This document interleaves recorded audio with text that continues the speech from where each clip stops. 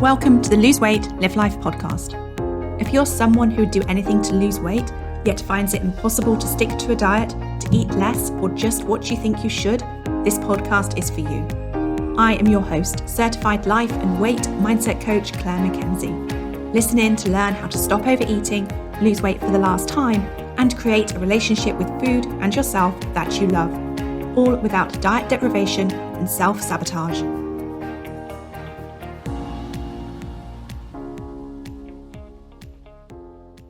Hi everyone, and a very warm welcome to podcast episode 107. Today we're deconstructing emotional eating.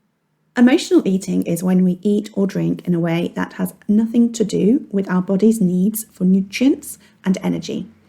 Emotional eating is normal and it's a part of being human. Sometimes I hear people, other weight loss experts, suggesting that we shouldn't be emotionally eating. I hear them suggesting it's a problem to be stopped, as if it's something we shouldn't do. But I don't think that is the case, and I don't think it is helpful or realistic to think of emotional eating as something we shouldn't be doing. I love eating for emotional reasons. I love eating foods that nourish my body, that feel good in my body, that help me to feel energized and focused and physically well. And I also love foods for the pleasure I get from eating them, the contribution they make to special occasions, and the memories that are created with family and friends. If we weren't emotionally eating at all, we'd all be living off something akin to space food. Not that I even know what space food is. I am just imagining little packs of nutrients and energy in maybe silver foil packets that have nothing, that taste horrible, I'm guessing, would be very dry or very bland or something like that. Anyway, I don't think any of us want to spend our lives eating that type of food. It's more that if you weigh more than you want to weigh, if you are wearing a larger clothes size than you want to wear, or if you know you are not as physically or emotionally healthy as you could be and you want to be because of your weight, then maybe you want to look at your emotional eating. Or if you suspect you're not giving your body the nutrition and nourishment it deserves, then you're also going to want to readdress the balance of emotional eating. You're going to want to readdress the balance of eating for nutrition and nourishment versus eating for comfort and pleasure and other emotional reasons. And just to caveat that emotional eating is not just about eating for comfort and pleasure, but I'll talk more about that in a moment. But I want you to hear me when I say that emotional eating is not bad and it's not to be judged. It's something that we do because by we, I mean society, the society that we live in today, finds it a relatively effortless way to help ourselves as a human in this world feel better, or at least feel momentarily better in our lives. And our primal brain is always driving us to feel better. But before we get started with readdressing that balance, let's look at the different ways that emotional eating shows up in our life. Because emotional eating is so very, very normal. Sometimes we don't even spot that we are emotionally eating because emotional eating cannot be separated from normal eating because it is normal eating. So before you can do things to help yourself eat the way you want to eat to lose weight for life, you must become more aware of your emotional eating patterns and behaviours and seek to understand them. So here are some of the ways in which we emotionally eat. We emotionally eat when we choose to eat something purely for the pleasure it gives us. And as I say that, I just want to address something quickly. I'm aware that as I differentiate our eating as eating to do with nourishment and nutrition versus eating we do for emotional reasons, it might also be easy to assume that the foods we eat fall neatly into one of those two categories. But of course, it's not quite as simple as that. Oftentimes, the foods we turn to help us to manage our emotions are the less nutrient-dense foods. And by that, I mean the foods that don't have a good range of macro and micronutrients within them, but that do perhaps have a higher concentration of refined sugar, salt, and/or fat.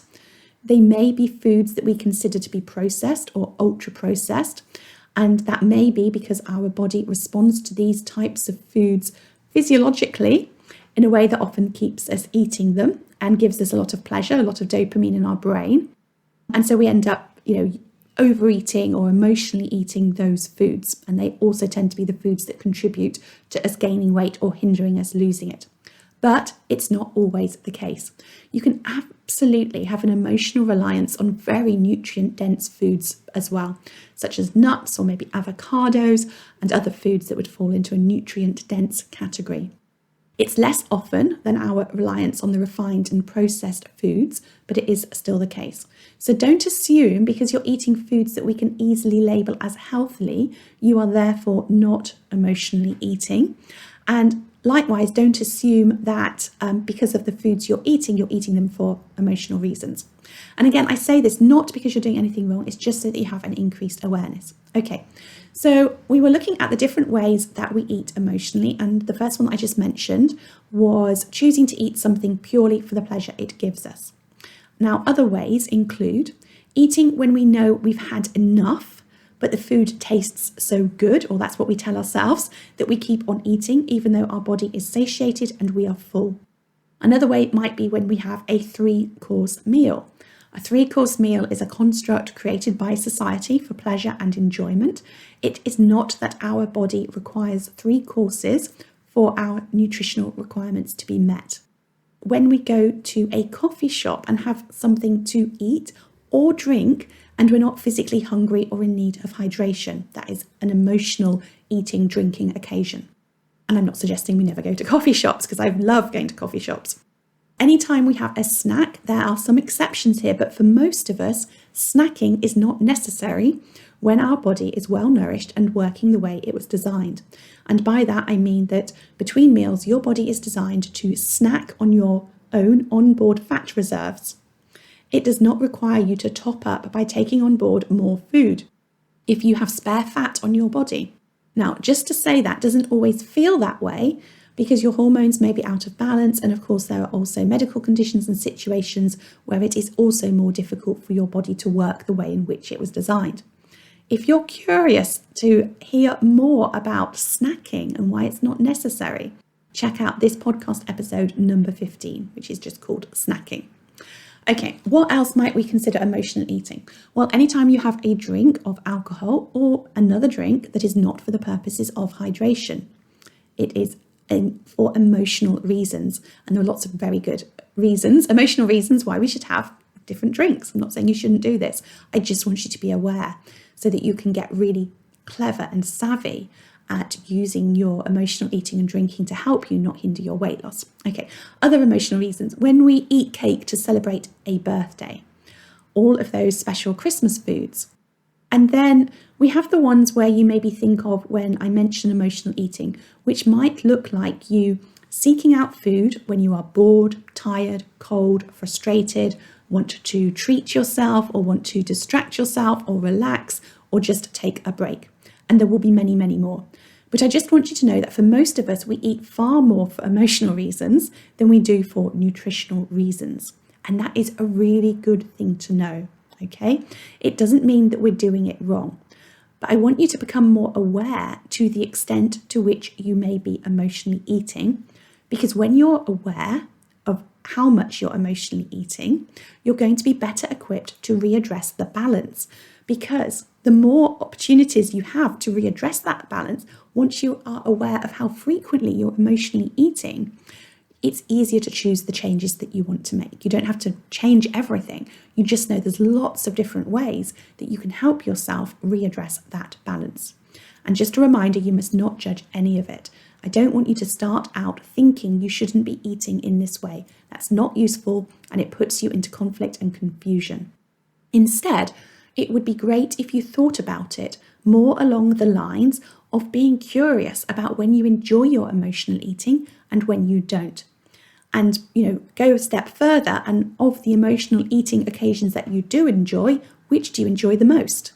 You see, our eating is so habitual. We do so much of it without paying attention. And I want you to start paying attention and be okay. Maybe you say, let's write down everything that I eat for maybe 3 days. And then let's highlight all the times I ate for emotional reasons. And let's look at those and seek to understand them. Let's be really curious. Let's see if we can rank the emotional benefit I got from each of those occasions that I ate. And then maybe we can focus on cutting out the times I ate that actually the benefit that I got from it emotionally didn't rank very highly, or it just wasn't really worth it, or I didn't get the emotional benefit from it that I expected to. Now, I'm making some mass generalizations here, and there is more to it, but the key points I want you to take away from this are, number one, emotional eating is normal and you do it all the time, and that is okay. Number two, not all emotional eating is equal in that much of it is not getting you any emotional benefit or minimal emotional benefit, and you want to identify when emotional eating isn't benefiting you emotionally, because if you're eating in a way that's not benefiting you nutritionally and it's not benefiting you emotionally, then it's going to be the first thing for you to address to help you get a step closer to getting the balance that you want in your life for your eating. And it's that simple. Or at least it would be if we were robots and not humans. Because being human means that knowing and seeing something logically doesn't mean that it's always easy to do it. So it is both that simple, and sometimes there's a slight nuance to it that it isn't. But it becomes easier when you have help and learning of how to operate your humanness, which is your body, your brain, your mind, and emotions. And of course, if you do want help with that, that is what we do in the My One Life Mastermind and the Lose Weight, Live Life Academy. So come and join us there, is what I'm saying. But for the moment, let's help you further here today by deconstructing emotional eating on another level. Let's look at it from the emotional angle instead of the food angle. Okay, and just an aside, and I sort of keep having a wry smile to myself, and when I keep mentioning this deconstruct word about emotional eating, I can't get pictures of deconstructed desserts out of my head. I don't know if you've come across them, but a few years ago, it seemed to be that deconstructed food dishes were the in thing. You might have a deconstructed strawberry cheesecake, for example, where you would have a pile of biscuit crumbs or a scoop of cheesecake creamy bit and then a few strawberries on the side. So yeah, I'll have to see if I can find a picture to accompany this podcast episode. Anyhow, just thought I'd share, that's what keeps popping into my mind here as I'm talking about emotional eating and deconstructing it. Back to looking at deconstructing emotional eating from the emotional angle instead of the food angle. Because once we're aware of how we're using food in an emotional way, we can not just stop. We can try using willpower, but it will only work for a limited amount of time, which is why most of the time people lose weight through restrictive dieting. They end up regaining that weight. We want to learn tools and strategies to help us replace food as our emotional management go-to tool. The truth is that we use food to create, suppress, extend, and elevate our emotions, and in other ways too. Actually, before we dive into that, let's just quickly check on, do we know what an emotion is? So let me clarify, what is an emotion? An emotion is a one-word description of a vibration in our body. From happy or sad, to determined or apathetic, to confident or uncertain, to fearful or courageous, there are obviously lots and lots of emotions. And in fact, I did do a quick Google search, and there is a reference to there being 34,000 emotions. Now, I can't quite wrap my head around that. I was quite skeptical, so I did try and find out where that number came from. And the reference is an American Scientist article from 2001, but it was locked, so I couldn't see the full article. So I'll have to have another dig around and see if I can find that, because I'm intrigued and want to know more about it. But whether we have 34,000 emotions, I know we have a lot of them. So emotions, for the most part, are caused by our mind, by our thinking. It's not always the case, but for the purposes of creating strategies to help with emotional eating, it's useful to focus on how we as humans create our emotions through how we think in response to different triggers and circumstances and situations. Okay, so there may be circumstances where emotion is almost like stored in the body. It comes from previous traumatic experiences, but for the most part, it's useful to think about how we are creating our emotions with our thinking. And because we are human and we have the unique ability to observe our own thinking, we can have conscious thought about that, which means we can upgrade and change our thinking. Again, we cover all of this inside of the My One Life Mastermind. But anyway, let's look at how we create We use food to create, suppress, extend, and elevate our emotions. We use food to create emotions such as comfort and joy and a whole host of other emotions. So this is creating them, maybe such as pleasure or indulgence or feelings of connection. So what does this look like? This might look like the pleasure you get from eating your favourite chocolate or that first sip of a glass of wine or gin and tonic. It might look like the comfort you get from having a roast dinner or a bowl of soup or a casserole or what I would call an old-fashioned pudding. It might look like the connection you feel when you share a sharing platter with your partner or have Friday night drinks with friends. We use food to create these emotions, usually unknowingly. We're not really aware of what we're doing. We're not used to examining ourselves in this way. It's all happening without our conscious thinking of what we're doing. But the crazy thing is that the food doesn't actually create these feelings. It's the thoughts that we associate with eating these foods that create the feel-good feelings. And that's so important for you to know, because it means that you can create those feelings without the foods you habitually use to help you when you understand what's going on and have strategies to help you do that. This is how you change your relationship with food without feeling deprived. You change your thinking, and you don't just take away the food and deny yourself that pleasure. You both learn to think about the foods that you think give you pleasure, but only give you momentary pleasure and maybe long-term pain, or we're talking emotional pain or emotional discomfort. You learn to think about those differently. You retrain the way you think about them so that you don't get the pleasure from foods that actually hinder you being the weight and the health that you want to be. And you can retrain your brain to get the same pleasure from different foods that don't hinder you or don't hinder you as much. And you also have the option of putting other strategies in place, and these might be non-food strategies, to create that pleasure in other ways. You see, we've learned so much bias when it comes to food we eat for emotional reasons to give us pleasure. We only see the pleasure in the moment, and we overemphasize that and totally forget and underemphasize the knock-on effect, the net negative effect of that pleasure. We don't see the flip side of it. We only see the pleasure we get in the moment, not the pain and suffering it causes us later on. But both of those are our truth. And at the same time, you don't always need to take away the food. Remember, we're just looking to get the balance right for you. It's not wrong to use food to create pleasure. You're just going to want to be more mindful about how you go about it so that you can get the balance right for you. You want maximum pleasure without creating an unwanted impact on your waistline. So it might be that you have less of the food that gives you pleasure, or that you have a different version of it so that the pleasure you get is realized without the net negative of eating it. What about the next one then? What about how we use food to suppress emotions? We use food to suppress emotions that we don't want to feel, such as boredom, general discomfort, maybe stress or anxiety.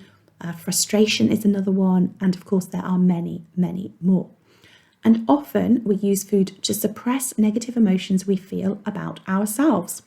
When we are annoyed and irritated with ourselves, we often eat against ourselves, which will of course make us feel worse.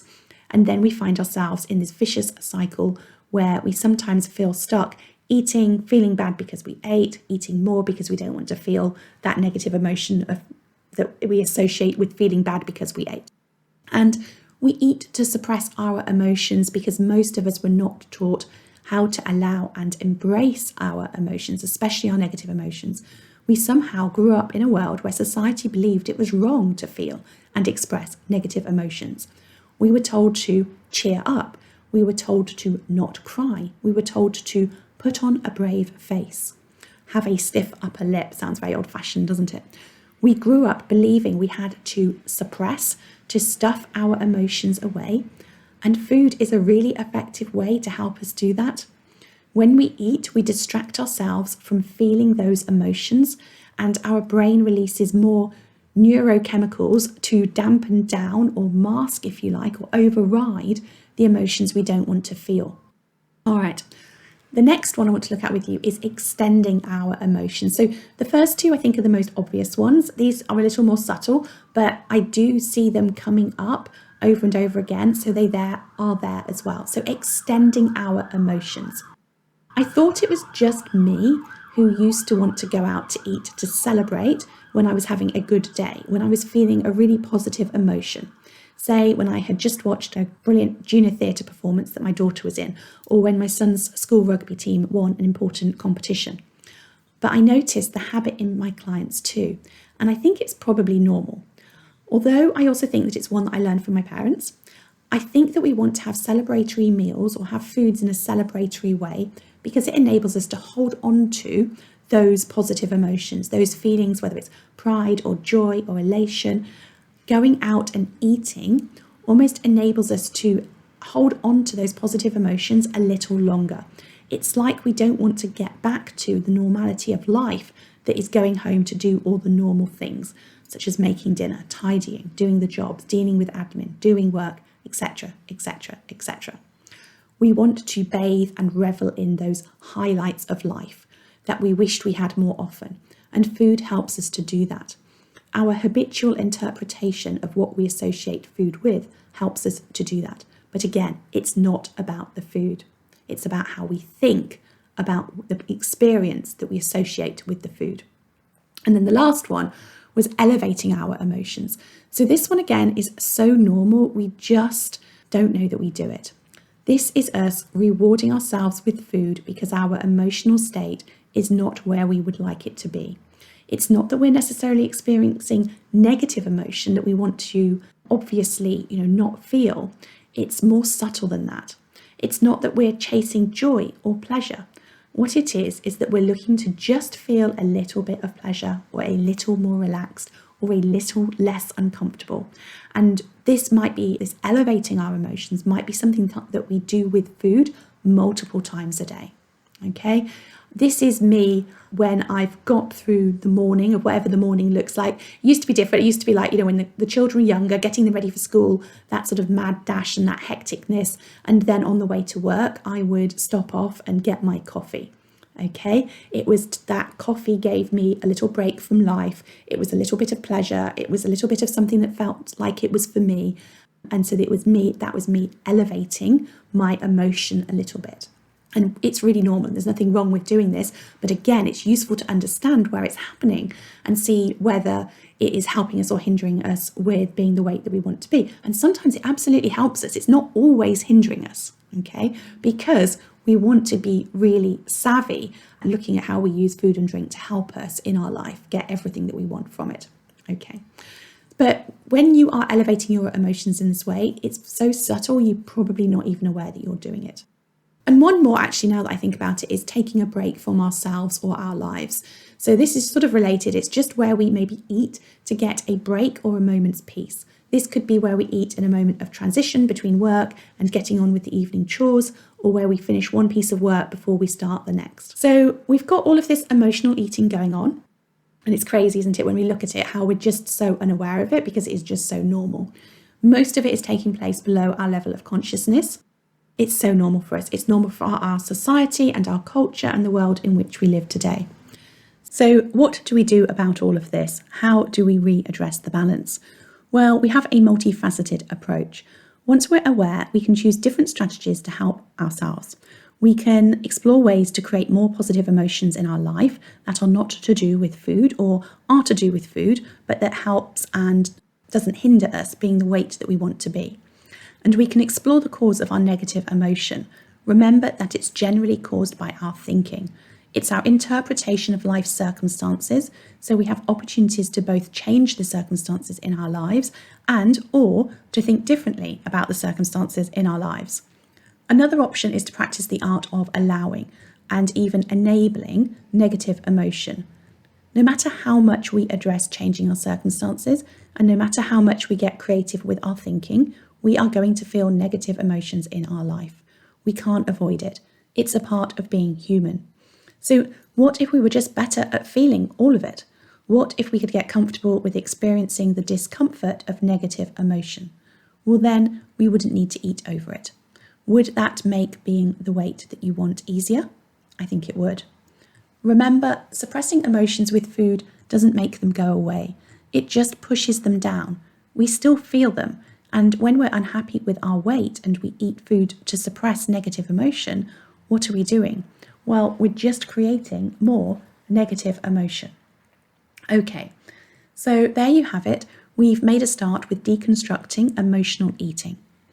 Remember that just being aware of what's going on for you and observing yourself with curiosity and kindness is going to be a great first step in helping yourself find it easier to eat in a way that is you finding the balance between eating for fuel and nourishment and eating for emotional reasons that are right for you. And if you would love to go step by step through all of this to create the relationship with food that you want so you can lose weight, but importantly be emotionally and physically healthier for life, then consider joining us in the My One Life Mastermind. If you're listening to this podcast episode when it's released, please do get in touch right away. Email support@weightwhispering.com because we are just about to embark on 6 months, 6 life-changing months where the women who take part will have the opportunity to learn all of the tools to help them get the balance of eating right for them so that they can lose their weight for the last time and confidently know exactly how to manage their weight for life. You can find out more at www.thebestyou.coach/mastermind. Have an amazing week and take care.